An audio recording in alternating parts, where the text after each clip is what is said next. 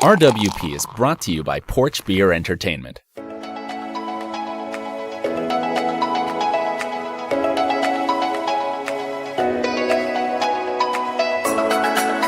Franklin Farm is a slow intersection where a lot of people are going right. For sure. To. Man, that's tough. Fairco is a left lane kind of. Yeah, but I'm a right laner because all I have to do is sit in that lane the whole way to your place, basically until Stringfellow.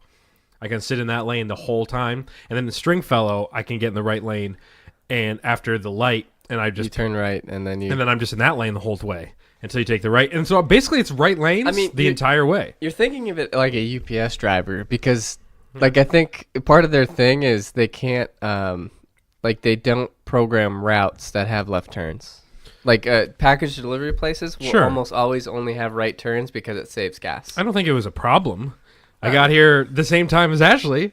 I was just saying. And then I pulled up and there was no parking, and then there was no parking in the circle, so I'm on the side up there. But it's actually not a bad parking spot. Did a nice little parallel park. Yeah. It actually looks pretty professional. That one lesson just fixed you, man. Yeah, exactly. There's something I was about to mention this on the microphone, but I can't. I will mention it to you when actually here's the thing. I'll cut this part out. Okay. Now we're back to actually talking on the microphones. I'll cut that part out. No, it's we just weren't able to pull off a show last week. I mean, but it's part of that was on me, like not texting back in time too, because I remember seeing it and being like, okay, we need to come up with a game plan. Like this was on like that Tuesday, and I was like, we're gonna just record early in the week. Yeah. And the next thing I know, it's like it was Thursday, and I was like, yeah, and then because I was also like, man, I know it's Valentine's Day. For some reason, I thought you were taking that Friday, and so you were going to be on Thursday, Friday. No. That's why I was like, all right, nothing's going down on Thursday, Friday. It's okay. And then you were like, Saturday morning? The people will be okay with this because now they've been waiting an extra week, so we really have to be funny tonight. That's a lot of pressure. But since we didn't get to do our Valentine's show, there is something that I did want us to do, and we'll get some little music behind here. And, Valentine, yeah, unbutton your sleeves here. And, Valentine's was Thursday, but it doesn't matter because we're in the mood for not quite love, Salty Dalton, but hate, which sounds really weird to say out loud. Just get in the mood to hate something. So for Valentine's Day this year, I hope you had a good one. We'll get to both of ours here in a moment, but first things first, Salty Dalton, I'd like to go back and forth here a little bit and share some things that we hate on this loving there's been a lot of love out there, so I think in order to balance the scales, we have to put out a lot of hate. Because the show is, it's not a hateful show, but we can't play. The show is. Yeah, the show is literally about hate. We can't go with the norm, what normal people are doing. So I'll start us off here. I've got a list here. We'll go back and forth. I actually didn't make a list, so I'm going to come off with these. Sure. I'm thinking about it. I hate when people ask, is this the line? When clearly it's the line. Like, clearly, we're all lined up, and people still ask, is it just the off chance that, like, someone's just like, no, and they're like, oh, thank God I can go to the front. No, this is just a coincidence the way we're all we just happen to be standing here. We all just are fans of this display. 100%. I hate that. Okay. Let's see. I hate the feeling of seaweed on your leg. Ugh. I feel like there are not a lot of things that can come close to that. It's just like the unknown and the weird feeling of that makes me feel like I'm going to be sucked underneath the water by a sea monster. It's gross. It's anything ocean-wise, I wear water shoes. You wear water shoes. I'm terrified. I'm terrified of like crabs just being there. Well, I got stung by a stingray. Yep. Yeah, and if I had water shoes on, maybe still would have happened, but not as bad. I hate when the bathrooms don't have dividers where the urinals are. I don't need obviously a full divider, but I need some division that separates my penis from the man to the right of me's penis. Is it because you feel like without the divider you're going to look? I don't know. Do you find your eyes kind of like they might wander?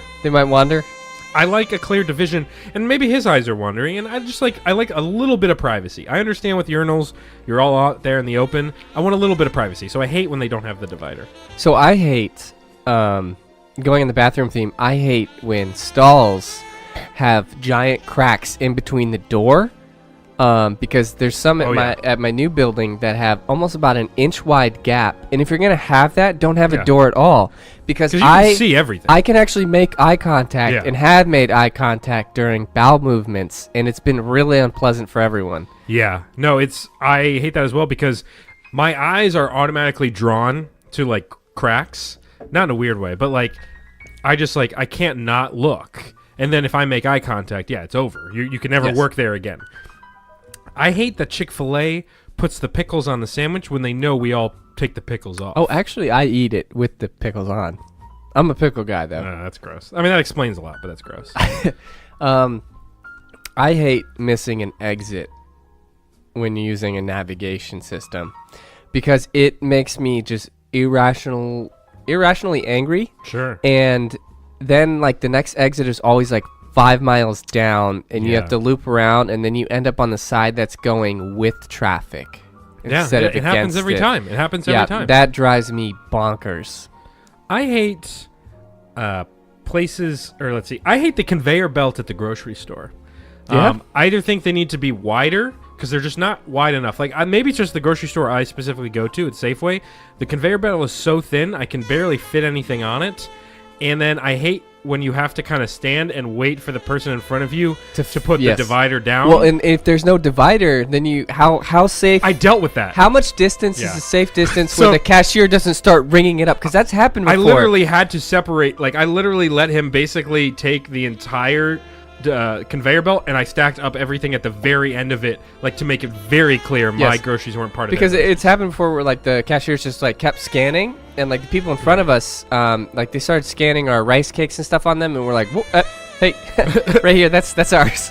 And then it just creates a problem for everybody. So I just hate maybe the whole experience of the conveyor belt in general. Okay, that's fair. I hate when you think a bottle is going to be a twist-off, and it is not, and you look like an idiot. Yeah, that's happened to me. And you also never have a bottle opener on hand. Yeah, especially with beer bottles, especially because beer is such like a manly drink. And like, then if you're like twisting, and they're like, it's not a twist off, and you're just like, oh, sorry. It's like, cool. It feels cool to only be able to open something with like a bottle opener. Yeah. But twist off. What do you lose out of not making something a twist should be twist off, especially nowadays. Like, it's the easiest way to access your beer. Now they have bottles that like it looks like it's a regular one, like a one that you bottle opener one, and then it's actually twist off. Yeah, it doesn't say twist off, and there you go. You remove that out of the equation, and also you don't dick up the bottle cap, and you get a perfect one in case you like to collect them. Yeah, like we've got some Rolling Rock ones there you can see on the camera. I hate that I don't really know the difference between shampoo and conditioner. Like, I understand they do different things, and you're supposed to use a little bit of conditioner, and you can use plenty of shampoo, like a lot. Like, I use like half a bottle every time I shower. No, just kidding. But do you though? I use a lot. I don't really know the difference. Here's some silky. I don't really know the difference. I know one's supposed to be for like volume or softness. That's fair. I actually don't really. I think it just makes it softer. Yeah. Right? But I don't ever really feel the difference. And I use but then the thing is, the problem I have is they have a shampoo and conditioner all in one. Yes, I use the 2-in-1. So why are they ever separate? I think it's just to make money. I actually don't know if there's any like clear empirical evidence. I hate it. I hate when it's sort of dark. It's just really specific, but like, so you're trying to plug something in. Maybe it's your charger to your phone, and it's too dark where you can't see, and you don't have like any kind of source of light to figure it out, and you just get so frustrated because you keep missing where you can't quite plug it in, and it makes me very upset. I have that in our room, in Abby and I's room, because there's no light switch on the wall. The light switch is by the bed where the lamp is. Like, we each have lamps on each side of our bed. Right. So dual lamp setup. It'll be like late at night, and it'll be completely pitch black dark in that room, and I'll walk into the room, and I have to basically kind of navigate my way through the room to find the lamp to switch the thing on. It's anxious. It's terrible. Because you never really know what's on the floor. And when you stub your toe too, you can't just like get mad because you also like didn't turn on a light. You chose to do that. No, 100%. I hate people that use the word likewise. Likewise. There's just something about that word to me. I just don't like. I don't think I've ever actually used that word, like likewise. Like if somebody says something and you go, "Oh, likewise," I've never. It's just, I hate it. I don't like when buttons. When I pop a button off a shirt, or maybe I find a shirt without a button. I hate it because it's so small, yet such a serves process. such a valuable purpose. And it's like at that point, the shirt is basically ruined until I go put that button on. And then I don't even know where to get buttons. Everyone's like, just go to that's Michael's. just it too. And you're just like, it's like, yeah, and like your shirts actually come with like an amount Yeah. of buttons, extra ones. Yeah, They're at the very bottom of your shirt. I never keep them. But once those are gone, what if I can't find the exact same button that was used on the shirt? You look like an idiot. An idiot. I've had shirts I've had to just throw away because they were missing a button. I was like, I don't even want to deal with this situation. I'm just throwing this shirt away. I hate that insect repellent doesn't really work. Like the insect spray, like in the summertime, they'll be like, oh, here's some bug spray. Spray this on, the bugs will go away. I've never, ever, ever had the bugs be like, nope, he's good. He's got the spray. We're not going to go anywhere near him. Especially for gnats, it makes them it's accumulate fake. more. Yeah. I think I feel like it's an attractant. I think gnats have evolved to the point where they can actually, because so many people use bug spray, that they can withstand the bug spray and they can survive it. Yeah, no, I would probably agree with that. Yeah. I hate when you're trying really hard to open something, or if you put a fork in something and then you splash the juice. Ooh, yeah. And it's like a very sudden, accidental thing, and the juice goes flying onto your shirt. The worst is like, if you're at work and you're wearing like a nice shirt, and you're trying like really that. hard, but like something happens where the fork just drops slightly, and all of a sudden there's this pocket of sauce that shoots up. I think. And I don't know. I've like heard about this. I feel like I need to be a spare shirt guy, where one desk drawer is literally you just have one shirt, and that is dedicated to be a spare shirt. It's not a bad idea. So what I do, what I have in my current setup, in my cube, is I have a little overhead bin. Yeah. I have a bag of ties in there. Oh, that's smart. So different ties, in case the tie gets ruined, you don't have a tie. I have my 2 work jackets hanging up in there so that I will never forget one if I'm at work, and I have a spare pair of dress shoes under the desk, but I've yet to do the shirt. The shoes though, so you would be in a situation where you need another pair of shoes? Well, if they're black shoes, and if you need a black jacket, or if you don't have the right belt, I'm not questioning this because I like this idea. Yeah, it's come in handy. We'll run through a couple of ones fast here. So to finish up our hate sesh, this is a hate sesh. Yeah. Any other ones here you'd like to throw out there? I hate when shoelaces are too fucking long for your shoe. I have a shoe too. I have a pair of these workout shoes, and the laces when it's like comfortable on my foot, I have to quadruple knot. Yeah. Just to get the goddamn bunny ears like at an appropriate length. Otherwise, the laces are just flying all around. Who needs laces that long? Nobody. Why do they make them a factory issue? It doesn't make any sense. It drives me up the wall. I hate bending down to tie my shoes. If I'm standing, like sitting, super easy to tie your shoes, no problem. But if you're in a situation where you can only, like, there's no place to like rest your foot up to tie it, you're just like walking down a street or something like that, and you have to physically bend all the way over. Yes. It's just a very exposed position. I hate that. I hate the feeling that you have to pee, and that's what wakes you up. Yeah. And because you try to fight it, but it just keeps getting stronger, and the second you pee, you're going to feel immediate relief, but you're not going to be able to get that same sleep you were getting when you had to. And it always will happen like 3 a.m. Yes, or like right before your alarm, where it's just like, well, I have to get up now, but now I'm not going to be able to get back into REM sleep. I hate when people say spill the tea about like gossip. Oh, yeah. I hate that. That's like a new thing. I hate it. I hate it.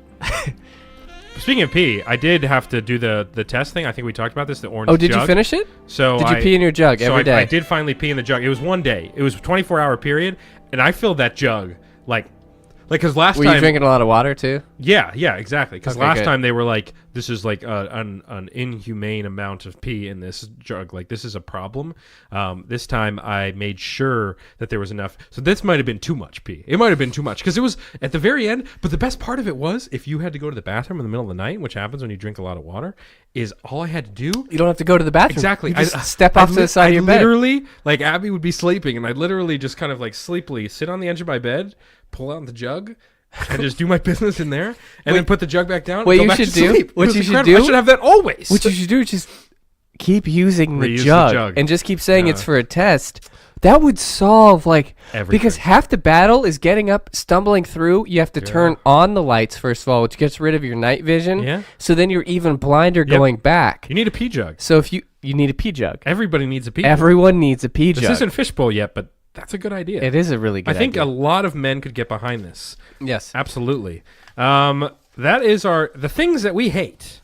The things that we hate having to do with, the Valentine's love, all that stuff last week. We didn't get to do a show, but those are the things we hate. If you hate anything, feel free to email us, therandomwordblog@gmail.com. Real quick, before we start the show, we did want to mention we have kind of a fun concept that we think we're going to work on. So, I don't know if you guys have... Well, if you haven't, you should check this out. So it's this YouTube series called Hot Ones. Yeah. And they bring on different celebrities or famous people, and they have them eat increasingly hot wings while they ask them very poignant questions. Yeah. And I thought this was a really hilarious concept, and I've seen different stuff like the pepper eating competitions and everything like that. So what I was thinking is that we come up with some kind of thing that we either have to do or maybe we have to read things to each other. Definitely some sort of verbal thing. But while I'll figure out what vehicle we'll use for the hot sauce, because I don't really think we can do wings because that's way too close to their idea. Yeah. But we have to eat an inordinate amount of hot sauce each time. Yes. And for each difficulty. And for those of you that don't know Salty Dalton, I've been working very hard at it. I like spicy food, but it hurts me. And you think things are like Salty Dalton would think ketchup has a little bit of heat behind it. Okay, yeah. He thinks things are spicy that are not spicy whatsoever. And it's funny because Abby, my wife, she thinks the same thing. She doesn't like spicy stuff. And if I tell her this isn't spicy, she'll try to be no, that has a kick to it. And you'll be it has zero kick. So here's what we can do. Actually, there's a Woo Boy Chicken that opened up in Herndon. I've been there now twice now. It's a hot chicken place. They have levels. They have levels of heat from no heat, level 1, 2, 3, and 4, code red, code blue. We could get pieces of chicken. They don't have to be a whole sandwich because that would be a lot of food. We can find one piece of chicken or something like that for each level and work our way through the levels. And put hot sauce on top of those. Yeah, exactly. That would be interesting. Because I like that. Because hot chicken is... level 2 is where I max out at, and I like spicy stuff. Well, because after getting married to Ashley, she's into spicy stuff too. So I've been increasing my tolerance. Yeah. So I'm up to maybe I can enjoy sriracha now, and that's pretty tame. All right, are you in kindergarten? Yeah, that's pretty tame. So I will probably cry. And we're gonna record this and everything. So I'll probably cry in front of you. If we get to code blue and code red for the that's just it. You have to try it. You're going to I don't even want to do it, but I'll do it for the show. I'm gonna keep a Vom bucket right next to me. I don't think you understand. Those things are so hot to the point where if you touch anything else on your face, your eyes, anything, you're screwed. Well, you have to sign a waiver in order to buy code red or code blue chicken from that place. Because what I'm in some of the stuff I'm gonna order for us is called it's the craziest named hot sauce. Yeah. And one of them is it's called Megadeth with Insanity Juice. Oh, and God. it's made of ghost pepper stuff. Mm-hmm. It's gonna be wild. Yeah, so if we put the hot sauce on the chicken, this could be this might be dangerous, but I think we should do it. I think we should too. Okay. I mean, we'll have milk and water available, and like we said, I'll probably cry and be really uncomfortable. So you'll see. And we'll make sure to have it on video. Absolutely. We'll probably do it where we're facing the camera. Yeah, we'll sit on this side of the table. Yeah, I think we'll figure that out. So stay tuned for that. Hopefully, sometime here within the next 2-3 weeks, we'll get that all squared away. It's time to start the show. Any catchphrase this week? It's been a couple weeks. You've had plenty of time to think of catchphrases. I'm not putting you on the spot at all because you've been thinking about this for days and days and days. The catchphrase to start the show is... Meow. Oh, no, you can't do that. Oh, by the way, if your dogs grab a hold of that squeaky toy, because I heard the squeaky I know, toy. yeah, it's pretty loud. And it's the most loud thing I've ever heard in my life. Also, the dogs were making noises I've never heard before them even make. Growls where it was oh my God, that sounds like a killer. Yeah, but they're both harmless. I know. Which is the weirdest They part. are. I'm not actually scared of them, as opposed to Mike's dog. Mike is listening to the show. Yeah, your dog's terrifying. But when it was staring me down on his couch. But your dogs don't scare me, but they make Tilly I'm not scared of at all. Wrigley has a strange past. So like it's kind of ambiguous. Wrigley's like the adopted kid that like, may have some issues like with possible like abuse earlier in their life. Well, she's and a then, shelter dog. And then it comes out. She's a rescue in certain experiences. So Wrigley could like, if I say like a word, like I may not even know it, but there's maybe a You're word. Gonna activate her like a sleeper cell. Yeah. Maybe there's a word that like her owner would say. Kibbles and bits. Before time like, to kill the president. It would like hurt her. Yeah. And I may say that word like, kibbles and bits. And the Wrigley's like, oh, it's a f***ing on, bro. And it like goes after my neck. But yeah, what's the catchphrase? Dark past, bright future. Okay. 10, 9, 8, 7, 6, 5, 4, 3, 2, 1, 0.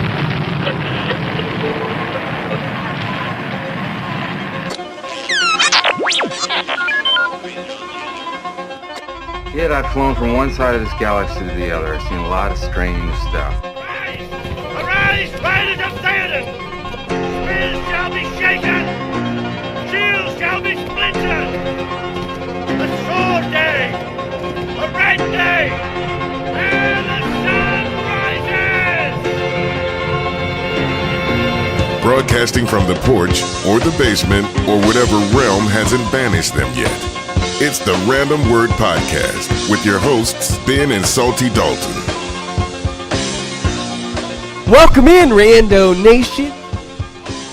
Oh, I just realized that I could. No way. I forgot about that. You can mute me? That's up. I muted you. That's up. Hey, Rando Nation, welcome to. No, I'll leave that in. Hey, Rando Nation, welcome to episode number 27. That could be your thing now. I can point to you for the 27th Cool. part. You'll actually let me participate in our show? So you don't have to say anything for the beginning part, and then I'll point to you. And you Yeah, can but say what the I number. like to come in with Rando Nation, Yeah. Nation. I usually on leave it out. Sunday. It depends. It's random. Boing. This is episode number 27, which means we are 3 episodes away from 30. Season 30, 3. which will be the next best of. So we'll actually have a week off here in a couple weeks. Thank God, from the dude. show, because having last week off was unbelievable. It's amazing how like free the week becomes. No, like I devoted because like I had no idea when we were doing it. Like I didn't spend my normal like what are some really good topics? What can I like draft up all these So for me, Abby works on Thursdays, her second job. So normally it works out okay because then I'm working here or not working here. Nobody buys this stuff, but you know what I mean. Like so then usually she comes home around the time when I'm like halfway through editing. But with last Thursday she was working. We didn't do the show. I did play Red Dead last week. For the entire night. And then I think I also fit in like 2 documentaries, maybe. I don't know. I had a lot of free time last Thursday. It was unbelievable. That's insane. I watched a documentary about flat earthers, like how crazy they are. I'm sorry. It's insane. I personally, and if there's a rando out there that is a fucking flat earther, really, if you are, please, we will literally email call us. you. It does not make sense to me, Dude. You should watch the documentary. It's on Netflix. because like yeah. I feel like the only way you could possibly, like, if you fire one up to space, but then they'll look at it and be like, well, this is a TV screen. No, yeah, that's the thing. You're not showing me They think anything. that any images are doctored by the government, and any evidence whatsoever that exists that Earth is round, which it is, they'll be like, no, it's not true, and stuff like that. And the funny part of the documentary is they'll run experiments to prove that they're right, and the experiments won't go well for them. And then they'll be like, "Oh, something's flawed with the way we're doing this." It's like, no. That's it. The Earth is just not flat. You got to watch that documentary. So I watched that last Thursday. Did they interview flat earthers? Oh yeah, the whole thing is centered around flat earthers. Oh my god! Yeah, you should watch it. It's on Netflix. I forget what it's called, but just look up like Flat Earth on Netflix. You'll find it. I also used a bidet on Sunday. Wait, did you get the attachment? No, I didn't buy it. We went to a friend's house, and I got to use his bidet. There's like a bidet that attachment you can buy. That's what he now. has. That's what he bought and put it on his toilet, and I got to try it. And Is it incredible? I would say it's probably life-changing. Yeah, dude, I'm sorry. I want to buy one. European culture knows how to do that. They know derriere care like no one else. Like I didn't even like do number 2, but I wanted to test out the bidet, and so I you tried just it. shot water at your butt. It was unbelievable. And there's like a knob so you can turn to make it like a more intense. Did shot you or do not. you No, maxed it? I started very low, and it's cold, so it does feel a little strange for a second. I may have giggled a little bit, but yeah, I forgot. Are you okay in there? We're doing a show here. It's episode 27, the Random Word Podcast. You know the drill at this point. Just real quick, Instagram again, at the Random Word Podcast on Instagram. At Salty Dalton, follow Yes. me. I'll hit you with a don't- follow back. Don't follow him. Follow the show, and then also the website, www.therandomwordpodcast.com. Let's get to the word. So the way this works, again, is Salty Dalton has a word. I actually did not cheat and look at the word this week. I have no idea what word he chose. We're going to talk quick about it. We're getting to a sentence, and then we get a lot of other fun stuff, sponsors, Fishbowl, do's and don'ts, etc. But first things first, we got to get to the word.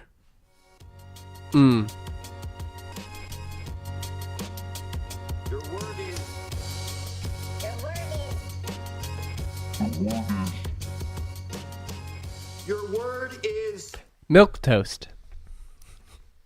I know it's wild. Milk toast. Milk toast. You say it quickly. Milk toast. Milk toast. Milquetoast. Milk toast. It literally is pronounced like milk toast. Like if you had milk and toast. Ew, it sounds like you like squeeze a piece So- of bread till milk comes out of it. So apparently what inspired this is some character from a cartoon show in like the 50s or 60s. But it's a definition. The definition is it's a noun, and it's a timid, unassertive person who is readily dominated or intimidated. So I feel like there's always that one person. Are you sure that's how you pronounce it? Yeah, milk toast. Okay, milk toast. Milk toast. Yeah, I'd like 2 scrambled eggs, some milk toast, please. I thought maybe like it was called milk toast because like maybe that's what you call like a timid, unassertive person. Like, oh, they probably just eat milk and toast for breakfast. So if He's a real milk toaster. I just feel like if I dropped that in daily life and I'm like, look, Dan, you're being a real milk toast. It's just it's great. That's the perfect way to use it. It's Yeah. like there's always somebody at work or in your social circle 100%. who's like who embodies the definition of milk toast. so meek and quiet. Yeah. Timid, unassertive. There's you're always like, the guy that goes you're along just like, with no, man, I literally don't agree. anything. Yeah, you're right. It's a dumb idea anyway. Yeah, 100%. Basically, that's a milk toast. Yeah, and you always feel bad for those guys because they're usually like super nice, but they're usually the type of They let people that walk all over you. They Yeah. don't usually have a ton of friends, so the friends that they do have, they will literally do anything for, and so they will literally say yes to anything you ask. A milk toast is like the kind of person who'd like help another person commit murder 100%. because like they're feeling involved. Yeah, 100%. They're like, well, I'm fine Yeah, sure, with- I helped Dan murder that guy. They would not but, only like, help with the murder, but they would also like give you a ride to the murder. yeah, or take the fall for you or something. Did you? I'm trying to think in college if we like. No, I mean, generally speaking, and like you do this as you grow up too, is like you, the people you surround yourself with Yeah. have an impact on your personality. Yeah. So like, you do a really good job of when you leave high school and you get out of like, high school is very, very, There's a lot of milk toast in high school. there was, and That sounds the so weird. impact and like the focus was more about your social relationships and how other people view you. Yeah. And then when you enter college, and depending on what your experience is, but like you enter a realm where there's such a varying difference in maturity, and people don't give a about who No. you are. No. Like professors don't give a who you are. Nope. Other classmates very rarely care who you are. So you enter this You different. could literally be whatever you want. You enter a different realm where people that you would have like absolutely made fun of in high school, or maybe wouldn't have been friends with or and like stuff, the kings of the school. are like great because they're super unique and you Yeah. see all this other stuff, and Yeah. so like you do a good job of like kind of weeding out the milk toast, or you don't really become a milk toast anymore. No, you're exactly right. But I think like we did a really good job of kind of filtering that.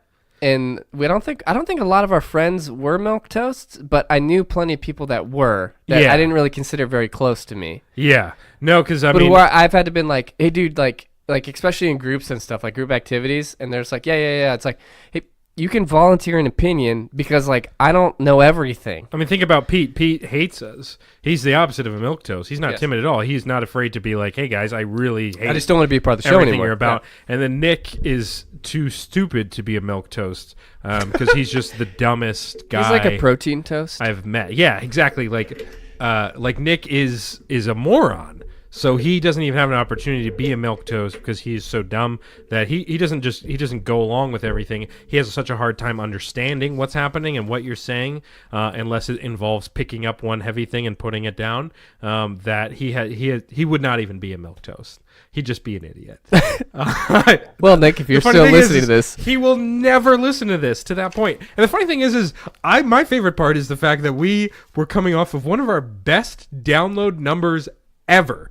Yeah. And then we took a week off. Unbelievable how we do that. We literally got people at home don't really care about the numbers, but just know we had our best week that we've ever had with this show. We're talking. Yeah, it was off the charts.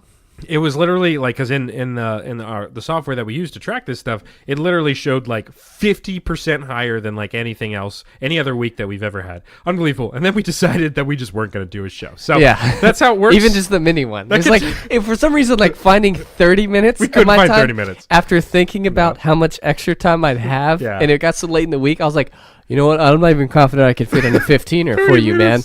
Yeah. 30 minutes. Oh my God. I play video games for 30 minutes every morning. Actually longer. 45. Okay, 45 is more appropriate. I feel like I can't adequately, but also the game. 6:50. So I hard stop at 7:35, and then when I start, kind of depends on when I shower. And when I shower depends on when Abby. Don't you gets shower done then at the go back to bathroom. sleep though? Not anymore. I used to do that, and then I was like, it's such a bad habit. I'll do it if I'm very, very tired. Like I did it Tuesday because I had stayed up late on Monday, and so I was like, I just need another 30-minute nap. But no. Now I wake up, I shower Like a normal person. I get back into bed like a human being. I pop on the PlayStation, and I'm usually playing 2K because Red Dead it's so involved. Well, that's what I'm saying is like Yeah. in a lot of the games I'm playing now, except for I've been playing this new do you ever play Fortnite? Yeah. It's like a way better version. It's called Apex. Okay, I've heard about it. Yeah. Yeah. Like that, I play Battlefield and Red Dead. So like those are like things where Like 45 minutes in those games goes by like that. a game in Battlefield is like a minimum at least 30 minutes of your time. Yeah. So I feel like 30 minutes is not enough for me to comfortably sit 30 down, minutes in Red settle Dead in. is enough time for you to get to one part of the map To the like, other the part. other town Yeah. and run into like 5 people. But along like the way. I guess 45 minutes is more okay, but for basketball games and stuff, you have a set time. Like you generally, like the formula we had with Yeah. playing the show is like, oh, this is going to take like 3 minutes per game. We didn't talk about this on the show, but I texted you about it. So Dalton died. My horse Dalton died. Yeah, that's a bummer, man. But you didn't have any horse revives. I was so sad. You know they have horse insurance. I've and like heard horse about revives. it later on. So we talked about it, but I haven't mentioned it here. So yeah, so Salty Dalton, my horse was named Dalton in Red Dead. I'd used it for the entire game, and then I got in a firefight. Salty Dalton died, and I didn't really know what to do. So I picked up his saddle, and I kind of hid behind a wall, and I was like, all right, the next guy that rides up, I'm just going to take his horse, and that will be my new Salty Dalton.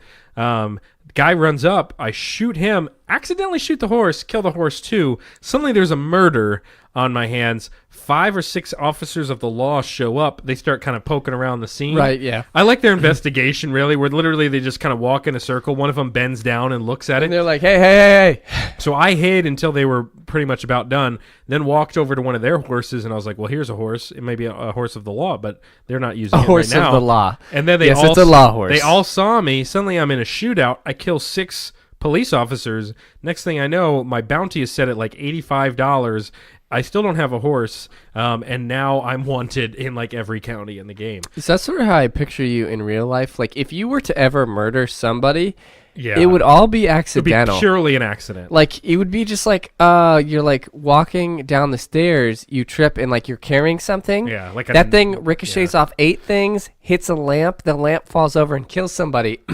You're standing over the body, and like someone comes in and goes, "Oh my God!" You like turn around, and that person like just like trips on something and breaks their neck, and then you're stuck with 2 dead bodies. Yeah. And I feel like that's just how it would operate for you. 100%. It's like you'd be an accidental murderer. Yeah. But you'd still like go through trying to hide the bodies, but Yeah, fail. because like I don't want to like go to jail. So Right. like, You're too pretty for jail. yeah, come on. I mean, look. They at would this, destroy you. Look at this face. I mean, with the amount of quirks I have, imagine me trying to go like being in prison. Well, like I've always like wondered, and I think I only know one person who's actually been to prison. Yeah. But like, how real is like you got to just be a f***ing psycho in there. Yeah, you have to. So you can play it a couple different ways. I've watched many a prison inside documentaries. You can either be the guy that you just don't talk to anybody, don't look at anybody, keep to yourself the entire time and ignore everyone, or you right off the bat, they always say like punch the biggest guy. Don't punch the biggest guy. That's dumb advice. You'll get murdered. But go for like you can, medium size. if anybody like gives you any shit whatsoever, if you just like start acting crazy, you're just like, oh yeah, and you start like you like start doing weird stuff, like start jerking off or something weird. They're like, yeah, you want a piece of this? They're like, oh my god. You just do something really crazy, then people will know, like that's the crazy guy. Don't mess with him. So they either will ignore you, or they'll be like, don't mess with him, or you'll be a little bitch and be a milquetoast in prison. Don't be a milquetoast in prison. Don't be a milquetoast in prison. If you have to punch a couple That's a people, good tagline. Yeah. So that's our prison talk here. So milquetoast. Prison cast. Milquetoast. Think of any milquetoast in your life. Maybe you're a milquetoast. Probably you are if you're listening to the show. You're probably really meek and stupid. What if you're a juice toast or a soda toast? A soda toast. That's instead of milk, juice, soda. Can you remember? I'm trying to make jokes. I'm trying to be not funny. I know. Once in my life, we put a week off. We have to be funny. We have to be. Have you? Can you remember the last time you had French toast? Oh, dude, hasn't it been a while? It's been a really long time. Yeah, same for me. See, French toast is so good. It's really good, but here's the thing: the ingredients are so bad for you. But like, also, like, I never go out of my way to order it. Yeah. So like, I love French toast. If the options are though pancakes, waffles, French toast is it's at the bottom of my list. Yeah. And it's a shame because like French toast is really good. Yeah. So when I do have it, I'm happy about 100%. it. But I just don't have it that often because I don't run into that situation. Yeah, like I don't hate it. I love it. Because if you're at a breakfast place, most likely French toast, like you said, is like the last thing you're going to order there. Because if they have pancakes are always going to be like a one seat. And then I love a good waffle, Belgian waffle. Basically, incredible. like picking or an omelet, whatever. Picking good breakfast food, like your favorite, is basically like looking at a report card with all A's, saying what was your best grade. They're all A's. Yeah, like they're all really good. They're all so good. And so like, there's no bad breakfast food. Breakfast food is incredible. And I don't ever have it. The only time I get breakfast is on the weekends. Not last weekend, but the weekend before, I got Bagel Cafe, both Saturday and Sunday. Have you ever gone to an IHOP and ordered something that wasn't breakfast food? No. I have never. No. And they ran their burger campaign. Oh, yeah. It was IHOP. In their menu, like, it's like the first 2 pages, that's all I'm interested in. Yeah. You can take your lunch specials and dinner and cram it somewhere else. I'm not there for steak and mashed potatoes. It's called International House of Pancakes. Stick with your brand. Stay in your lane. A diner hop or something. It's just, it is breakfast You know food. what you're getting when you go there. And the pancakes are pretty cheap. Like, it's not a super expensive place. Like, I feel like if they got a request like, yeah, I'll have this burger or something, they'd be like, what? Are you sure you don't want to slap you in the reconsider? We have plenty of other good things. The thing is, we just don't have any burgers on hand, sir. Yeah, they have like 10 different kinds of burgers now too, because they tried to rebrand a burger place. Why? Stick to your lane. Oh, you almost let that grenade go. Ooh. It's a live grenade. Stick with what you're good at, and people go to IHOP because they love IHOP, because they love pancakes, and that's how it works. Let's move into some lovely and wonderful sponsors here, because this show would not be possible without these sponsors. And the first one's kind of an interesting one, Salty Dalton, because if you have been following Fishbowl for this show, there happened to be an invention that I put forth involving this sponsor here today, where you were able to Photoshop your exes out of the photo. And we're getting to it. It is a picture frame, but this was an electronic picture frame where we were able to Photoshop your exes out of it and substitute like anybody else in it. It was an electronic picture frame. Right. Do you remember that great idea? I remember the mediocre idea. Picture frames are interesting. They're great. It's a really cool way to display your photos, right? It's a really cool way to pay more money to hang up a photo. Yeah. Because photos are fragile on their own, but if we put wood and glass around it, it's good to go. Picture frames come in all different shapes and sizes. We have really, really great models on sale right now. It's 20% off with the coupon code RWP. RWP. It only works for 4x6s and 5x7s. Please get them while they're hot. Picture frames. Literally hot. They put them. You could get a warm picture frame, which is kind of a nicer frame. It is, yeah. It's it's delivered warm. It's very toasty. Some of them are electric. So just stop on by. Pictures Are Us. And pick up your picture frame. Another great sponsor here. I wonder if we've done this one. Are you burying a body? I was just about to go there. Are you tired of scraping at the sand and at the dirt With a your fork? bare hands or a fork? Or a fork? Don't you think Shawshank Redemption would have been so much easier if instead of a spoon, he had a larger spoon? 100%. We're talking about shovels, my friend. Titanium alloy. There's a titanium alloy one. You can get a plastic one. You can get a metal one. Aluminum, which is a hard word to say, but I said it correctly there. Aluminium. You can get aluminium. You can get... This is a British version of aluminum. Ammonium. Titanium, I think You can get ones with decorations of your friends on it. You can get spade heads, clover heads, shovel, regular standard shovel heads. You need to go to the website Shovels.com. weareshovels.com. That's the letter R, and then shovels.com. Absolutely. And you're able to customize your shovel from scratch. I'm talking about make model, color, year, material, year. You have an entire warehouse at your disposal. Let our shovel experts build the shovel of the future for you today. Shovels. Again, that's weareshovels.com. Weareshovels. RWP for a free shirt and a sticker with your purchase. You think the police would look first at the shovel experts when a body is buried or murdered? I feel like it's like, well, I feel like so this is how I think it would go down is say there's a murder or something. Sure. The thing is they'd have to find the body that's buried first, right?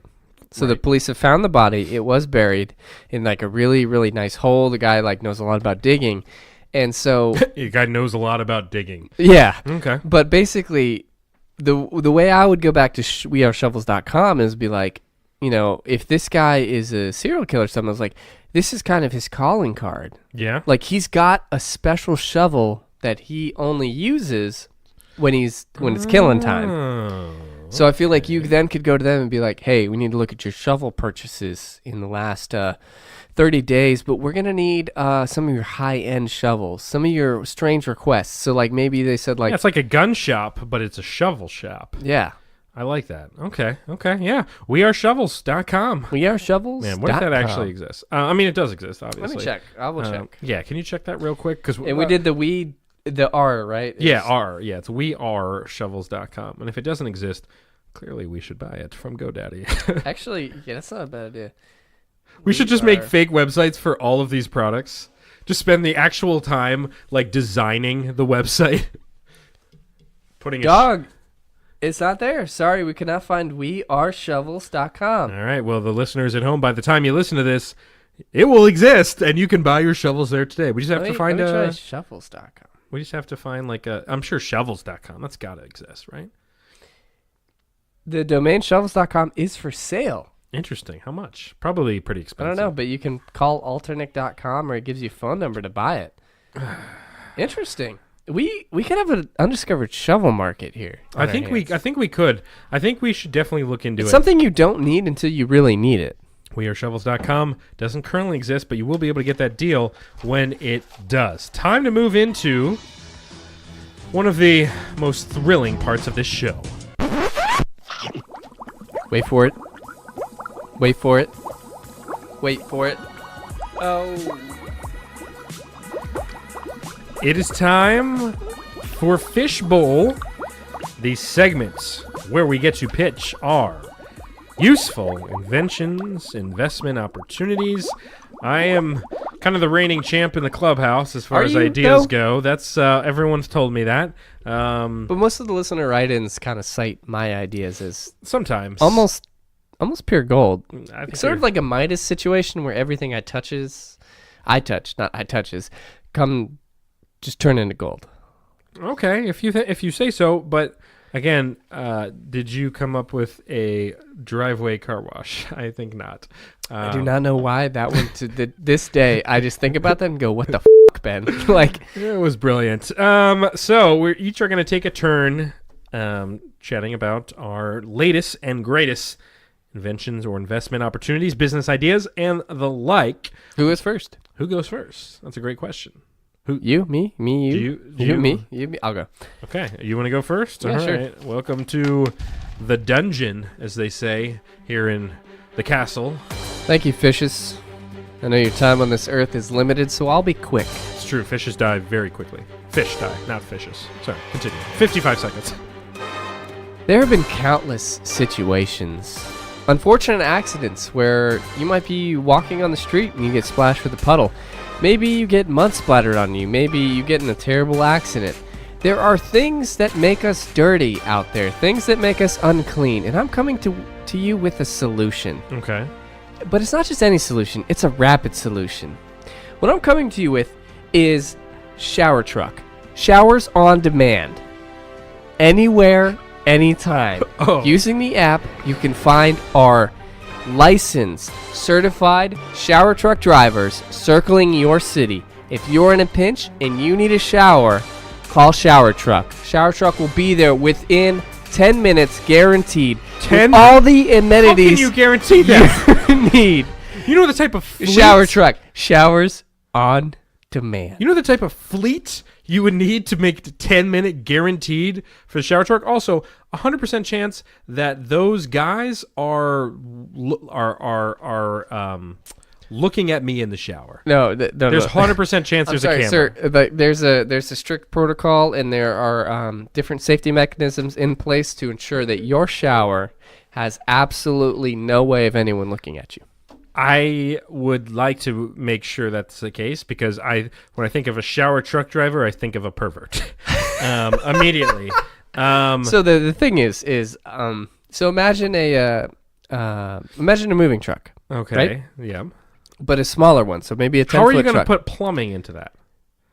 God, you know and heating for the water. Yes, an internal generator and water compressor will do everything for you. These are just words. These are just words. These aren't things. So how many basically showers are in a truck? it's- How many showers per truck? 3? Are you directly next to the other person in the shower? It's 2 showers per truck. Here's what happens. Okay, You so think about this. You have the truck right here. Okay, you're looking at the truck sideways, so you see the. Oh, do you mind not breaking the equipment? So you see the outline from the side of the truck. It's split into 2 parts. Okay. There's a door on either side, so left and a right. Each one is a shower. Inside is completely insulated. There's no way you can see anyone else. It's your own separate shower chamber. Do you have to bring your own soap? Because I don't. No, walk they around. will provide everything for you, So like including a hotel soap. including towels.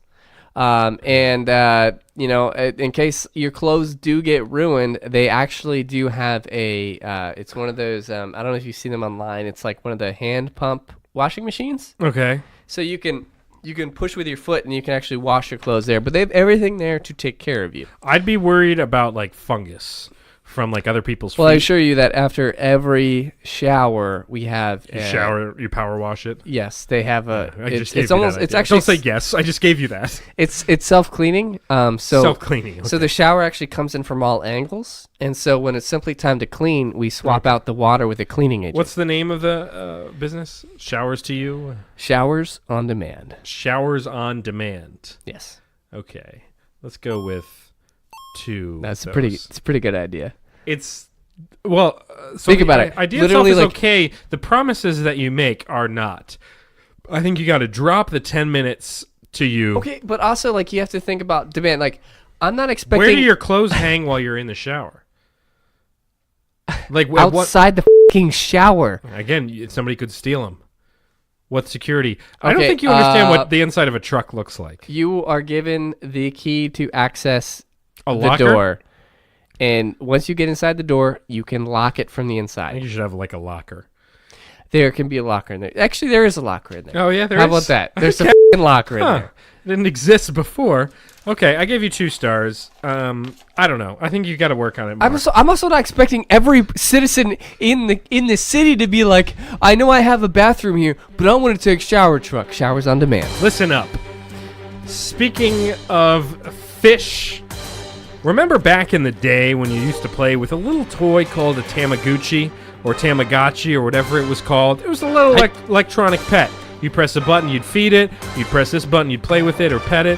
Next thing you know, it's dead. Well, guess what? It's weird because electronic animals don't really exist anymore until now. Take your typical monitor, about fish tank size, and now you will have electronic fish in the tank. All the same love, none the hassle. None the hassle. Because now you can have your own fish. They'll move around. You can press a button to feed them, but they don't exist. They look like fish because of technology nowadays. You can make it look exactly like a fish, but it's not exactly a fish. It's on the wall. It's a screen. It has fish in it. It is called My Electronic Fish Friend. My electronic Fish Friend. So meth? No. My Electronic Fish. Meth. Yeah, meth. Meth. Meth. I mean, Okay, nobody calls question. it meth. Are these holographic fish, or is this a fish tank you buy, fill with water, and put fake fish in? No. It's a monitor you mount on your wall, Okay. and what happens So is... can it be used for anything else, or is it just plays that 24/7? So, can I also watch TV on it? It's built... No, you can't watch TV on it. It is specifically built for a fish tank, for fish, electronic fish. What you do is you can purchase... What an initial setup is, it's the monitor on the wall. You can purchase how many fish you would like to purchase for the game. So the different unlimited fish amount. cost different money. Exactly. Do the fish play well together, or there's some It types depends. you can't combine? Exactly. Interesting. It's just like with real fish. Okay, that is interesting. It will give you all that information. You purchase your fish, and then as soon as you hit go, you can also customize the inside of your fish tank. What happens if you don't feed them? So then they'll die, and then So you they have to do- restart again. So just like, okay, but do you have to buy new fish? In the game, yes. So you're The fish aren't that invested. expensive. And it's Some- not a some game; it's real life. I don't know Tropical why I said game. fishes are like... But they're electronic. So you're buying electronic fish. But you can have all the same thing. Like a kid can stand and like watch it, and the fish will move around exactly like it normally would. They'll do whatever other fish things they'll do. You can press a button, it'll distribute the food. You got to remember to feed your fish a couple times a day. Or you can buy the electronic feeder in the game in the thing. It's not a game. And then you can set To that remove up. actually having to feed them? Yes, but it's Do you ever run entertainment. out of food? Do you have to buy food too? How detailed is this? You do not run out of food in the game. In the thing. God, I keep saying game. So they can still die. So this is They can still die. basically a So it's like a Tamagotchi bigger, but nailed to the wall. But it's a much bigger, Okay. and more electronic. Actually, updated I think version. this is sort of interesting. It's very niche. It's my electronic fish friend. meth. Yeah, I thought you were saying meth. It's meth. It's my electronic fish friend, and I think kids would get a kick out of it. And again, you can customize your fish tank. What happens if they don't feed it? It dies, and they can't buy any more fish. Is it just Because a they don't have monitor on any the more wall? money? Yeah. Well, you're not They're going to. kids. I don't think you're buying this thing if you're like poor. To me, it seems like something that you would buy if you're like Got a lot of disposable income. Yeah, I mean the monitor itself alone is Sounds pretty state of the art. yeah, it's about $395 for the monitor. Christ, Ben. I mean, think about how much TVs cost. Except for this doesn't work with cable. So it's a monitor with all the softwares built into the monitor, though. Christ. And I think it's great, and it can make kids. I'll give it 2 stars. I'll give it 3. Actually, yeah, I'll give 3. it I was 3. about to say it's not on par with the city shower, Okay, sewer truck. Showers Yeah. on demand. And we've got a sprinkler in the back of our truck. We'll just hose you down, and you can go back to work. You did the same to me with. You know what that does is it actually works in conjunctions with 2 Threads, 2 Furious. Remember 2 Clothes, 2 Furious? Yeah, I remember. The clothes truck. Okay, basically those 2 operate as a unit. Anyway, you gave me the same crap for that same idea. Yeah, all right? yeah, because all of your ideas involve like No, they a don't. lot of moving parts. We're talking a driver that you have to pay. The thing has to be stationed somewhere I'm sorry, in the you city. just talked about a $400 fish monitor, But it's where got you the have to buy software. individual fishes. It's got the software installed. Yours is you have to have a fleet of trucks that are souped up in order to have a hot shower. I don't know why you need a hot shower when you're in the middle of the city.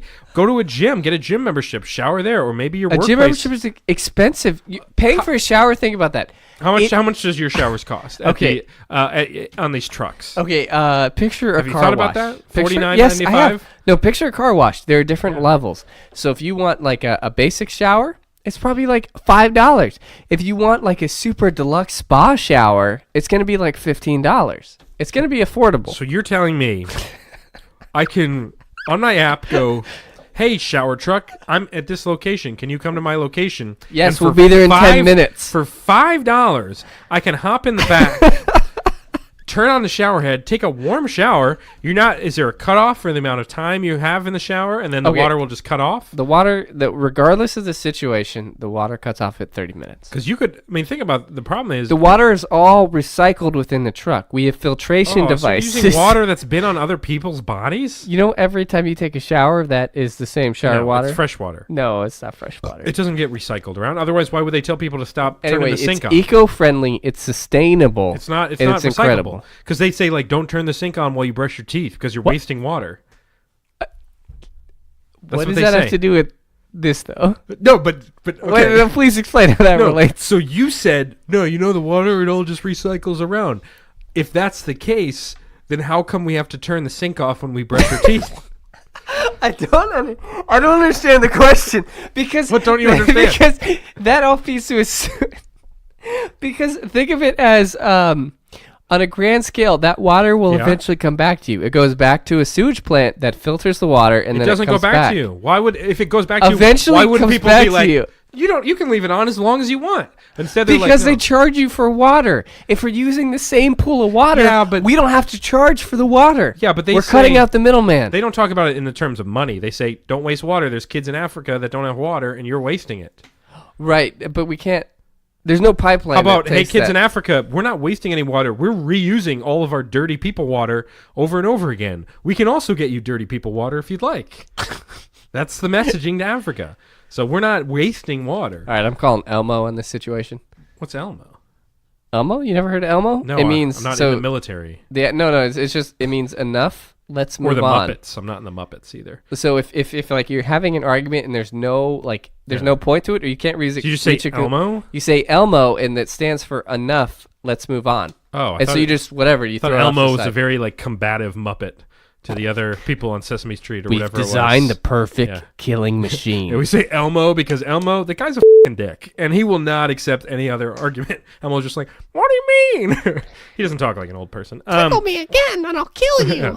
What a weird toy. He's like, tickle me, please. Come on, tickle me, man. We don't like talk to this side of our family because like the Elmo side of the no, when we were really young, like they're like terrible people. Oh, okay, so I know nothing about like my mom's side. So they're definitely not listening to the podcast. No. When I was 8 or 9, maybe, they sent me a Tickle Me Elmo for my birthday with a note that said Happy 4th birthday. And I was like, what the do I do with this Elmo? Yeah. It was so creepy. It's almost as bad as a Furby because it's just like, play with me, tickle me, please. Because I don't need something teaching me how to tickle other people. Also, tickling is like the worst thing on the planet. It's the best when you're the tickler. Yes. But if you're being tickled, it's the worst thing ever. So Ashley is ticklish everywhere. Yeah. So like I can just look at her and be like, I'm going to touch your neck, and she'll freak out like someone's tickling her. I am not ticklish anywhere on my body except for the bottom of my feet. If you touch the bottom of my feet, I will judo kick you in the neck. When you get a massage, when they get to that part, because that can be a very ticklish part of the process. So until they get to the bottom, like if they ever try to start that foot massage thing, I have to go like, hey, no, like it's fine. So you would not be able to go get like a pedicure because like I got a pedicure once. I got a pedicure once too. It was very ticklish, but I was able to fight through it. I almost kicked the lady in the face. It was pretty bad, though. Just my knee. Because it's just for some reason that I think all my ticklish sensitivity just moved to the bottom of my foot. Yeah. So like when we were in the dorm, Pete would come in sometimes while I'm like lying in my bed or something. Yeah. And like this would be like either like as soon as I can wake up, or like he does that thing where he stands in my doorway and he just looks at me and until he like gets me up to go somewhere. But like he'll walk by and be like, hey man, and he'll just like reach out and like grab my foot, and I freak the hell out. Yeah, no, for me it's the armpits are ticklish. So Abby and I have an armpit tickle war that have dated back for years and years and years, where basically one of us will be just unassuming, just kind of relaxing in bed, may have an armpit up. Yeah, boom, shoot you the go dagger right in there. Yeah, and then it becomes all it's out on war. at that point. All out war. It's like the bed war, the blanket war. There's a lot of wars in a marriage. 100%. There is. Marriage is a war. Love is a battlefield. Love is a battlefield. Do it! Just do it! I don't think so. Just do it! It is time for do's and don'ts. As Shia LaBeouf just told us, do it or don't do it. We'll find out it's time to give some do's and don'ts to some events. Let's start with the first do and don't, and that would be, and something that you may be doing right now to this song, that is dancing. Dancing. Let's give a do and a don't for the art of dance. So, dancing. Dancing is a hard thing to address because, there are several situations where it's mandatory for you to participate. Yes. And if you are not a fan of dancing, there are some things that you can do to sort of get around the fact where you can dance but not really dance, you know? Mm-hmm. So the first one, you find a really good dancer on the dance floor. Yeah. Like, it could be one of those guys who, like, just doesn't mind, like, just dancing in front of a bunch of people, and you become that person's hype man. Yeah, absolutely. And so what you do is you kind of like, so you like egg them on, you like grab them by the shoulder, you be like, come on, man, let's hit the dance floor. And then you like start clapping for everybody. Yep. And so you be the person that starts the circle. People see you being active and involved, and they associate you with that dance dude, but you actually never had to get out in front of anybody. No, that's... So blending in and becoming part of that hype squad for a better dancer, it basically does what a backup dancer does. Yeah. You don't notice a backup dancer No, it's until smart. you're really looking for a backup dancer. But you get the credit because you're associated Yes. with that dance. You ride the coattails to the dance floor. I like that. So for me, for my do is always... if you're not a super comfortable dancer, the way you combat that is actually make sure you have something in your hands. So you grab a beer bottle, soda can, anything to limit whatever your the case may danceability. be, because then you have an excuse for maybe not going absolutely nuts, but you have just enough item that it's okay if you're just kind of waltzing around and you're kind of moving a little bit, but you're holding the beer bottle, almost be kind of like dancing with it, but you don't have to do anything crazy. So that keeps you still in the loop, the dancing loop Yep, that's absolutely. happening, and people will still respect you entirely, but you don't have to worry about, oh, what do I do with my hands? How do I do? Because what do I do with the my second you arms? put your cup down, you're expected to. Yeah. You're free now. Like, you have the mobility. Yeah, because I never know. My problem always was, and I've gotten more comfortable dancing at weddings and stuff like that, because I realized at some point you just dancing gotta at weddings is the at greatest. some point you just gotta just stop caring, and then that's when you have the most fun when you're dancing. If you're literally like, I don't give a crap what anybody thinks about anything I'm dancing or doing, we're always having fun, then you can have total fun. If you're a little more uptight, it can be kind of tough. You got to figure out, okay, what move am I doing now? Like, how do I move my hands? Like, do I look like an idiot? You got to just let it go, man. Let it go. Yeah. So that actually segues into my don't, which is don't try too hard. This is true. Because the only time you should ever actively think about techniques for dancing is if you're in the Jabberwockies on America's Next Best Dance Crew. Yeah. Because it's weird that the more you focus on trying to dance, the worse it gets. 100%. So you kind of just have to be like, just kind of move like a squid. Like, you just kind of flail around. But the thing is, like, there's always somebody who's just as bad at dancing as you. Yeah. And the only reason they get to be good is, like, they just stop caring. That's 100%. That's a good don't. My don't would be, don't be afraid to take a break if you need to. If you're like running out of steam dance-wise and you don't really have to go to the bathroom, don't be afraid to be like, I'll be right back. I'm going to go to the bar. I'm going to go to the That's a good bathroom. idea, I'm going to 'cause grab something to eat. People get really sweaty, too, is the 100%. drawback. Especially in, like, a wedding.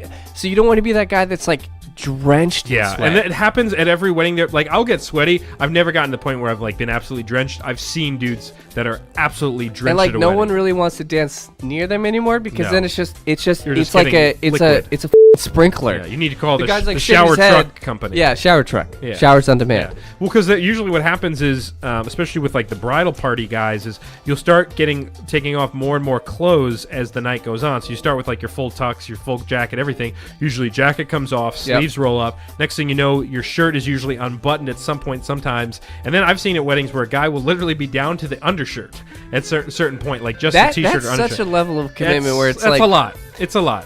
It It's can't gotta- be a fancy wedding. It has You'll- to be like in a barn. it has to be in a barn, and like everyone has to be really drunk. Yeah, 100%. Because at that point, then it's like, yeah, that's amazing. But if you did that in like a ballroom, Yeah. and it's like, hey man, you don't have to go that hard.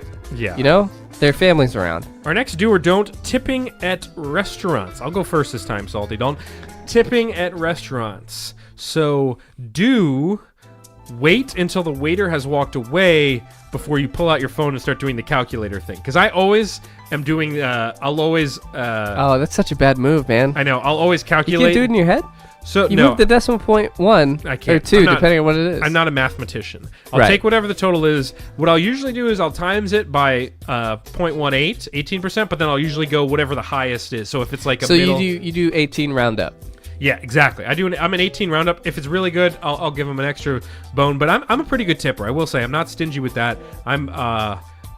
So I'll usually go 18 roundup. So, but do wait until the waiter has walked away before you start doing the calculation. It's always such a hard ground to because the mandatory is the approved amount is 20%, and it's you have to come up with your own equation of hey, were they attentive enough? Because it's there's only so much the server can control, and then there's what the restaurant can do. Yeah, for and sure. a restaurant can your experience up, but the server can just be doing their job. Yeah. You know, it's hey, here's your food. I'm really sorry it's late, but I'm not the one cooking the food. But then you take it out on the server. Have you seen where they'll do the calculations for you, and on the receipt it will be here's what 15% is. They here's- factor in a lot more too. I know, and I It's always not- I'm kind it's of not always I don't accurate. really trust the number that's there.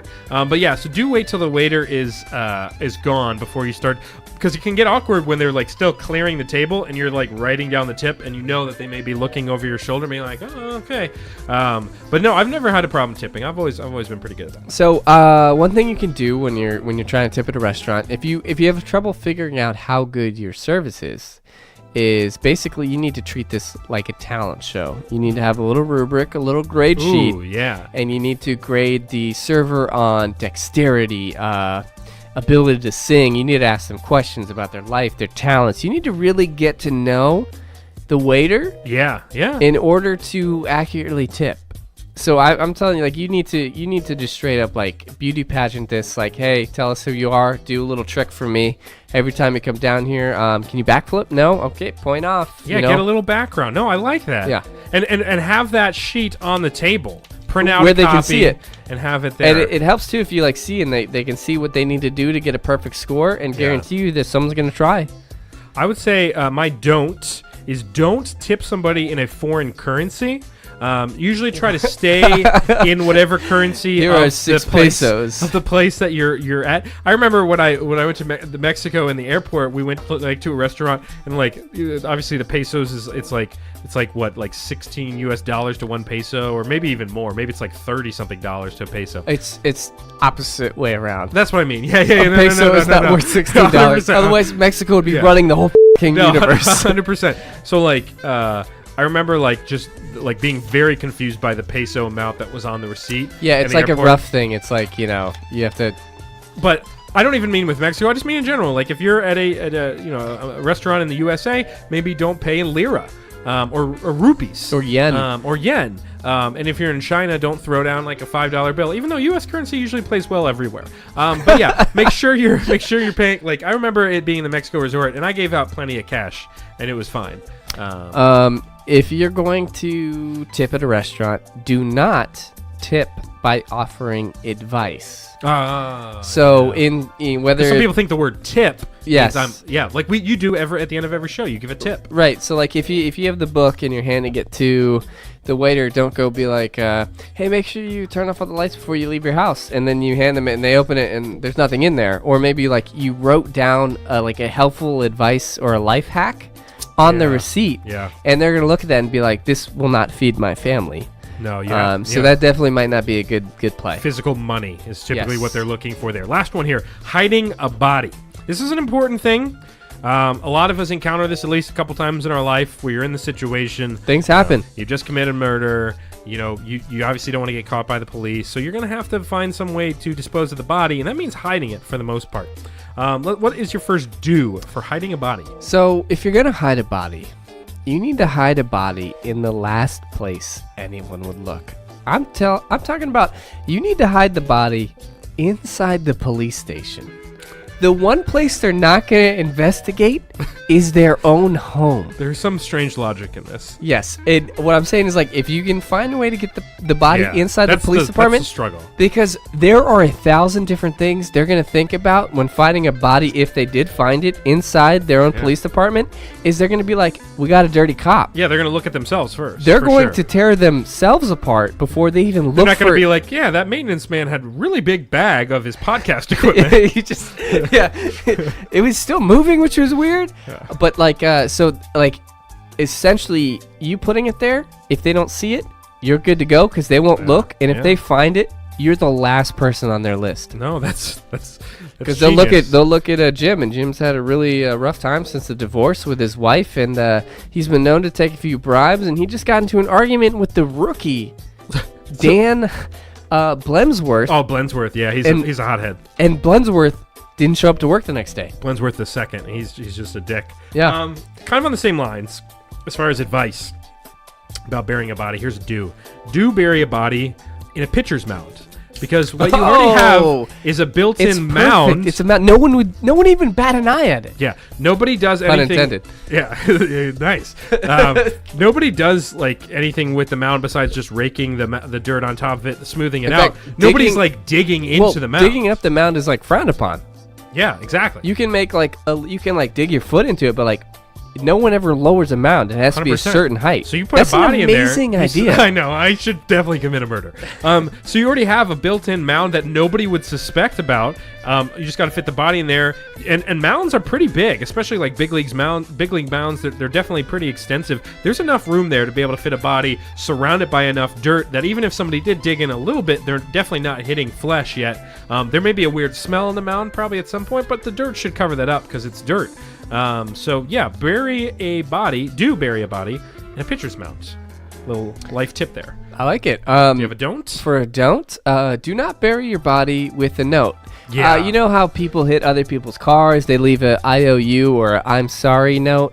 Definitely don't put an I'm sorry note or your business card or some kind of cool calling card that's actually your business card, because one of the biggest mistakes killers make is they put their business card on the body because they're like, oh, this is my calling card. Yeah. Not expecting anyone to find it.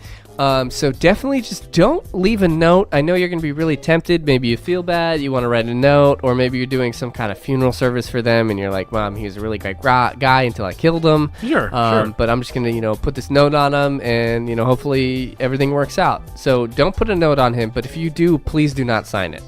My don't is don't be on FaceTime Live or Facebook Live while you're burying the body.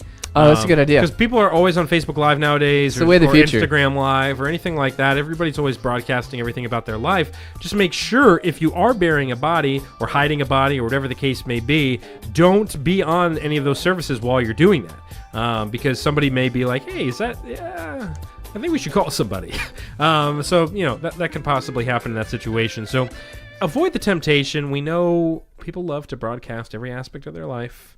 Avoid that if you're doing a situation where you are hiding a body.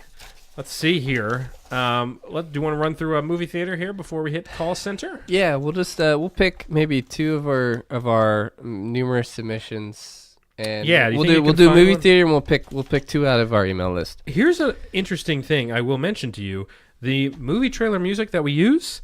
I don't know if you were watching the NBA All-Star Weekend or All-Star Was it on there? There was a commercial for some Animal Planet or National Geographic thing or something. They used, and I think it was not that one. I think it might have been that one. Did they? They used that in the trailer. That's insane. For the thing. And Abby and I both looked at each other. We're like, oh my God. Or it might have been... Yeah, no, it was the other one. It was the other one. So that's the second time that music that we've used on this show has been in something, because there was that other thing that I sent you. Oh, it's the fishbowl music. Yeah, where somebody used the fishbowl music for something, some random Instagram video. Or something It was like some weird detergent commercial. Yeah, it was wild. All right, so movie theater. Explain to the fine people here how this works. So movie theater, we take three randomly generated words. So I have this. There's like a million websites out there, but I basically I get like an adjective, a verb, and a noun. And we take these three words, and then we kind of put together a movie trailer, which is more just like us doing a short story. Yeah. It's not really about the trailer. It's just like we do like a whatever riff of it. So the three words that it generated today: secretive, florist, and hungry. So. Okay. Secretive, florist, and hungry. Hungry like I'm hungry. No, hungry I don't want to use that one. I want to use this one. There was a man. Clip. He would tend to his roses every morning. Clip. He had the best florist shop in the entire city.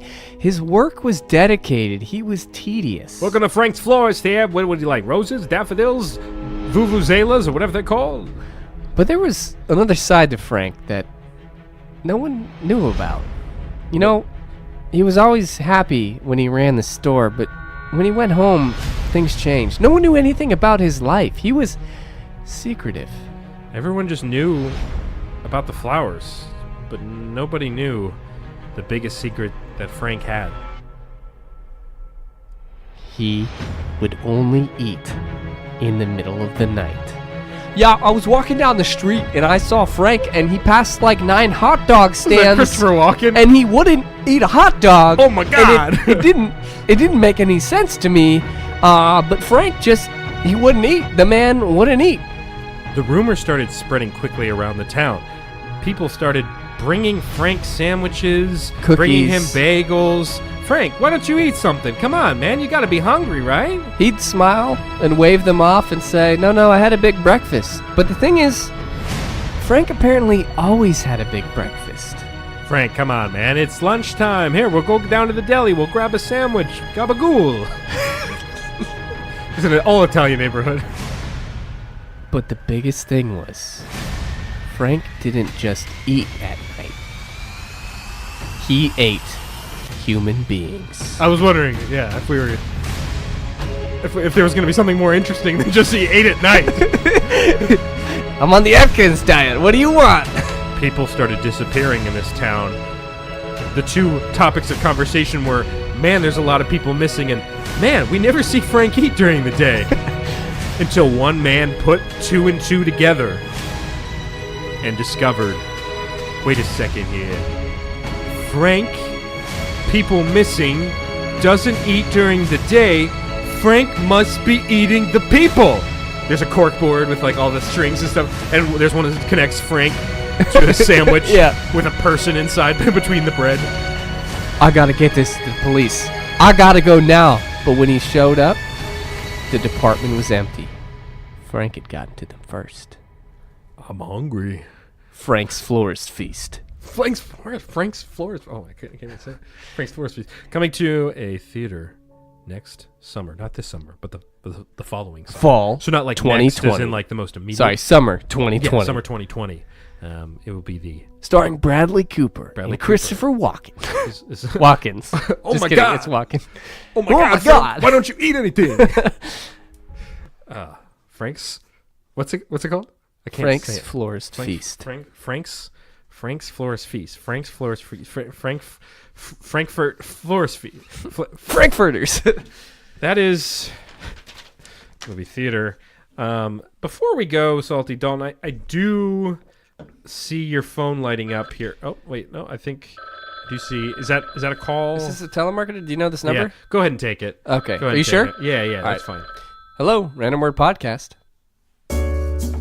Just kidding, everybody. Oh, it was fake the whole time. You had no idea. You guys were so stupid. You were like, oh, that's a real phone ringing. And then we were like, no, it's not. Got him again. Call center. The place where we take your questions, advice, concerns, grievances, and we give you real word applications. We give you the true nuggets. We give you the way to fight the demons in your life. This is Call Center here with Ben and Salty Dalton. It is. And again, you can email us therandomwordblog@gmail.com. Again, that's the randomwordblog@gmail.com. To get on the long list of letters that we receive. We do. Or you can also handwrite letters. We've had a backlog, actually. So Salty Dalton's we've been address working is through it. you can handwrite letters to him. It's We just should one. We should get a P.O. box. We should get a P.O. box. For now, email in P.O. box soon to come. First letter here from Crystal, 27 years old. Her subject line is Crash. Into me. Yeah, she's actually a big Dave Matthews fan, or DMB for Dave those in the know.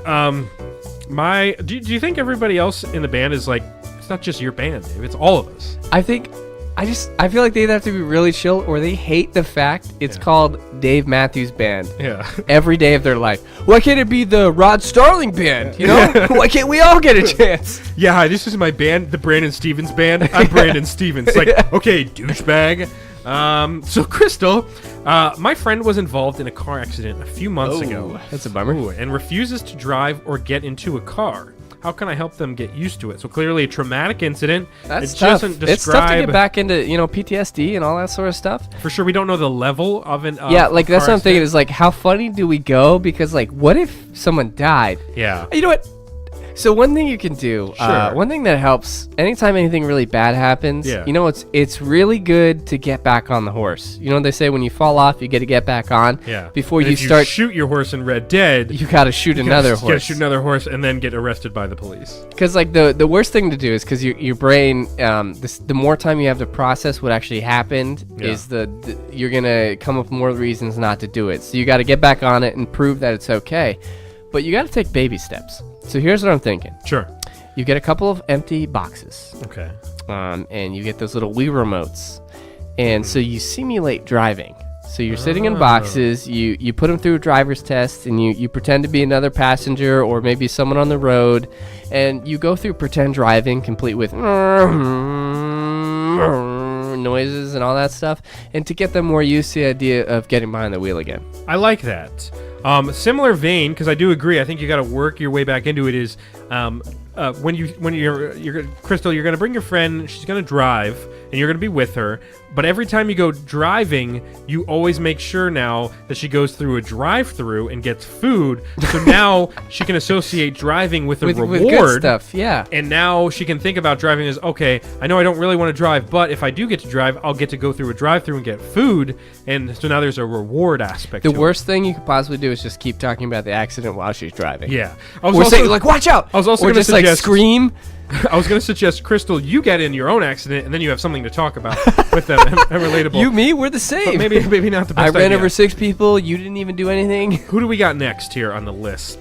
We got Hollis. Hollis. He's 20. Hollister? Hollis. Just says Hollis. Hollis. Oh, okay. Hollister. We can call him Hollister. Yeah. We got Hollister. He's 27 as well. He's his subject line says Karate Kid. Karate Oh, Kid. I love those I movies. wonder if he is the Karate Kid. What if he? He's what not. if His he name is? wasn't Hollis. Oh, okay. I forget what his name was. Dan something. Dan. Dan something. Dan something. Um, He was from New Jersey, I think. Yeah. Thinking about taking Danielson. Danielson. Danielson is thinking about taking up self-defense classes Okay. to be able to take care of myself Take care. That sounds. if something happens. Okay, if something happens, yeah. Any good moves or tactics you have for self-defense? I've thought a lot about this, to be honest. Now, this is Because actually probably I in our haven't really had wheelhouse. any physical altercations with strangers. Like I got in. I daydream about fights all the time. 100%, because I got into a couple like middle school like scraps in the locker Mm-hmm. room. Nothing like crazy, because literally in middle school, all guys do in the locker room is either A, spray each other with axe, or B, just beat the out of each Yes, other. Or 100%. 3, take their penises out. Yes. And just show it to each Or a other. combination of all three. Or all three. Spray axe on the penis and then fight each So other. like but when you become an adult, you may get into some like I've had some like verbal altercations every now and then with like a stranger. Not really that much because I usually just mostly try do to it ignore online. everybody. Yeah. Yeah, that's true. But I have had a few times where I've like had to tell like a stranger like, "Yo, chill out." Like you're in a crowded bar or something, somebody's being rowdy. But as far as like a fight in person. I've been lucky enough I haven't gotten into a lot of those scraps, but I've always been ready for them because I have also, like you, I've dreamed about it. I've thought about what my tactic is. Now that I've been taking boxing for 6 months, Yeah, I you're feel a ready. little more comfortable in my I've in my never punches felt and stuff. more dangerous than the 2 months. Well, I think it's like than the 3 months I took of Krav Maga. Yeah. I was like, I'm a killer. These hands are weapons. I think Hollis, here's the one of the consensus that I have as far as like your first move in a fight. If you're like standing across from the other person, this is something they won't see coming. So a lot of people may think, oh, maybe you're going to punch them or something like that. What you're going to do is you're going to take your foot and you are going to aim it directly at their knee and make it bend Yes. backwards 100%. like that. So you kind of just take a shot, like you take the flat part of your foot and you just jam it right at their knee. And you will basically probably break The their thing leg. is, the things that movies don't capture well is is actually how quick fights are. Yeah. Because like you said, so there are a bunch of different areas you can go on the body that actually are super vulnerable. So when you Yeah. kick a knee in, I'm sorry, if someone kicks my knee in, There's I'm no not, way you're I'm fu- not yeah. getting back up and be like, have at me. Yeah. Did you know it only takes 12 pounds of force to break your collarbone? So if you're ever up against someone much bigger than you, all you have to do is like jump up and slam your palms on their collarbone as hard as you possibly can, and you'll break their collarbone like a twig. That's There's- smart. It's only about 12 pounds, but I'm more a fan of like. So I've only had like so I got in like a fight or two in middle school. Sure. One time in elementary school, my buddy and I, we saw these older guys boxing with lacrosse gloves. Oh. So we got in the kiddie pool Yeah. and we started doing that. But the funny thing was like, the more we'd punch each other, the angrier we'd get at each other. Because I'm like, wow, man, that really hurts. Suddenly so this I'd, is like, all of like your angst yeah, actually so, like, against each other. I'd hit him back and be like, oh, that really hurt. And then so Yeah. like we're going at it. And we threw off the gloves at one point and then just started going at it. And then we tackled each other like hockey players. and rolled into poison ivy.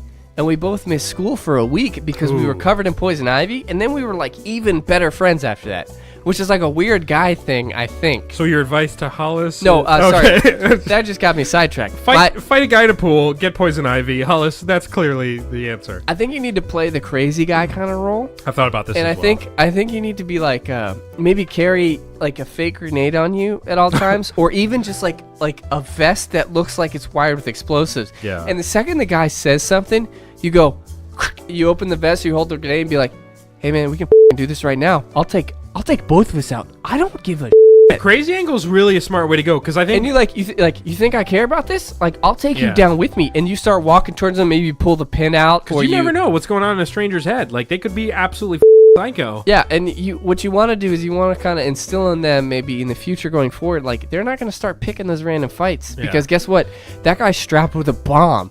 What are the odds of that happening? Yeah. Apparently pretty high. I think that will probably make them change their ways. Another thing you could do is either make a have a Speedo underneath all your clothes, and if the guy's like get ready to fight, you'd be like, all right, we doing this? Start taking off all of your clothes until you're just down your Speedo, Yeah. and then he'll be either thrown off or maybe he'll fight you. Maybe you find another a option new lover out is of it. actually wear a full like Superman leotard underneath your clothes. So similar to what you said, start unbuttoning your shirt, and this guy's like, is he wearing like a superhero costume, complete with cape underneath your shirt as well? So you're dressed fully kitted out. And in there's gonna superhero be there's gonna be a part of him that's like, what if?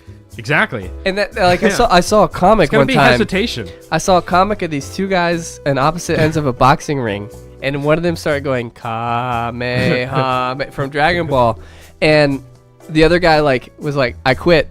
And he's like, I mean, I knew he probably couldn't have, but I wasn't willing to take the risk. Yeah, exactly. And that's it. It's the mental game you play. If you wear it completely under your normal clothes, you take those clothes off, you're suddenly dressed as a superhero. You can even pull the mask down over your eyes as well and just be like, all right, dude, you want to fight?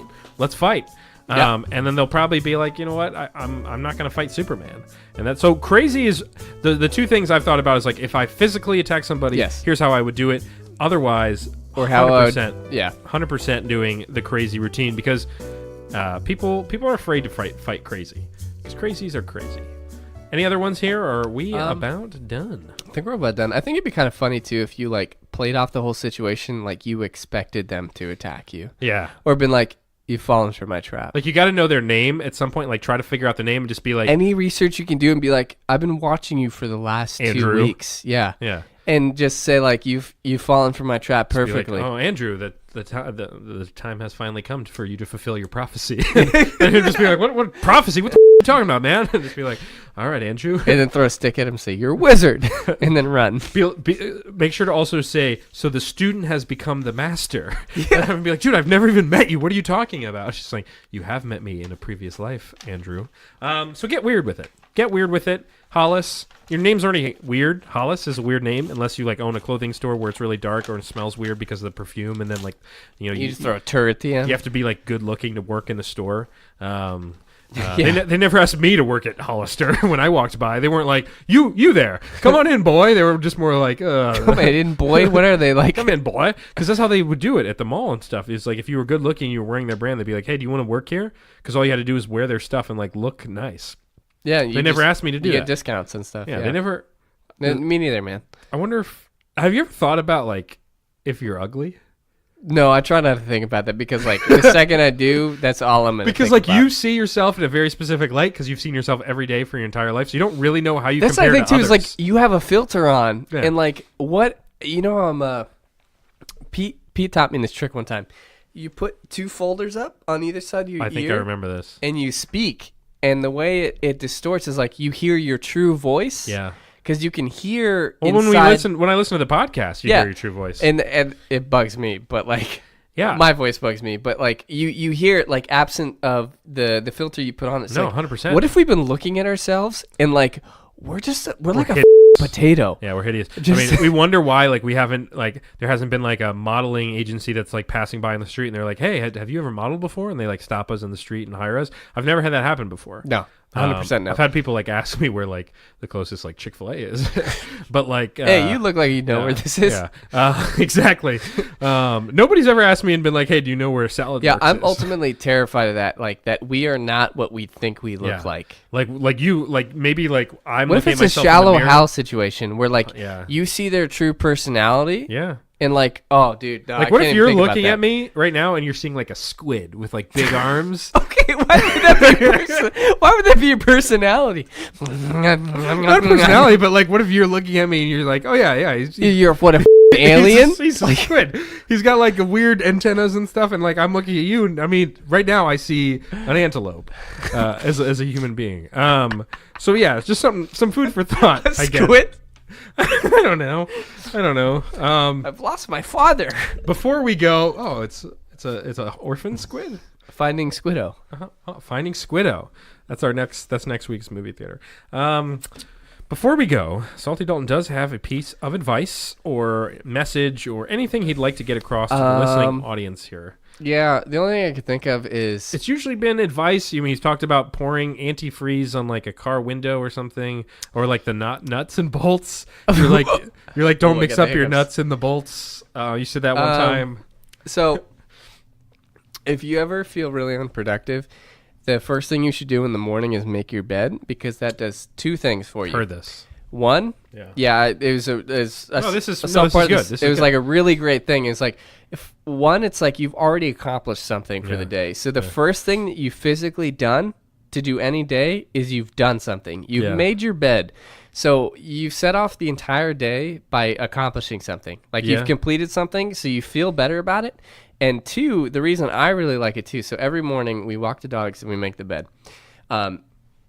What I love about it too is like no matter how dirty your room is, a clean bed for some reason makes it look really good. It does. And like coming home to like a made bed and like the satisfaction you get from like just ripping it apart and like going under the sheets is incredible. So I would probably say that it'd be good practice for every morning to make your bed. Make your bed, and then if you're me in my bed, also at the top of the bed you have your 4 pillows. The 6 and pillows. then 30 Abby, pillows? And then Abby has her 4 or 5 pillows, and then I have my hug pillow. Again, I And then think I I also feel got like a your bed pillow- is just made of pillows. I got a pillow. Is your bed a from- giant pillow? Well, the problem is like our lamps are on either side of the bed, and the worry all the time is the knocking over pillows the are going to lamp. knock over the lamp. So the amount of times I've had to like reach over in the middle of the night and grab the lamp from falling and shattering for both of ours. It happens a lot. Both of you? So were you flying across Abby to grab the sometimes lamp? I've had to do it before, because she'll just wildly move in the middle of the night like a squid.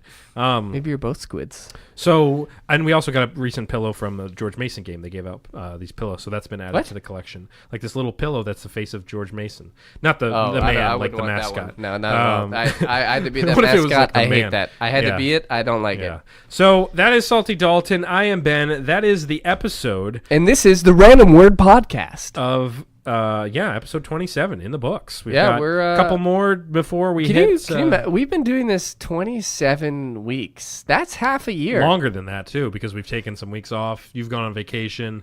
We've pre-recorded some stuff. I'll probably say about like 30 weeks then. I mean, yeah. So we've been doing this just over half a year. That's crazy. And I thought this idea would peter out like I didn't think we'd ever post it. Yeah, I thought we'd run out because of we did the stuff to first say. couple episodes and didn't post anything, and I was like, Yeah. well, this is Like, it. this is our podcast This is what's gonna happen for you and I. But yeah, we do appreciate those who are listening to the show. Sorry we didn't put one out last week, but you know what? Screw you. We can put it out whenever we want. happen. It's our show. It's life. You have all plenty right? of stuff to do. And anyways, you should have been doing something on Valentine's Day. Anyways, listener, like go, even if you're not with somebody, you should have like gone and found somebody and Hang out with friends. Yeah, hang do out. something. Maybe knit. Call your mother. Call your mother. Call your mom. You, Say never, hey to- you never call your mother. Say hey to your mother for me. Yeah, say hey to your mother. What for a me. weird phrase. It's like, why? Say hey to your mother for me. Why do you want me to say hi to my mom? Say hey to your uncle for me. Yeah, it's weird. Say hey to your cat for me. Say hey to everyone from us. This is the To Random you. Word Podcast. Sayonara and sweet summers. We are outie.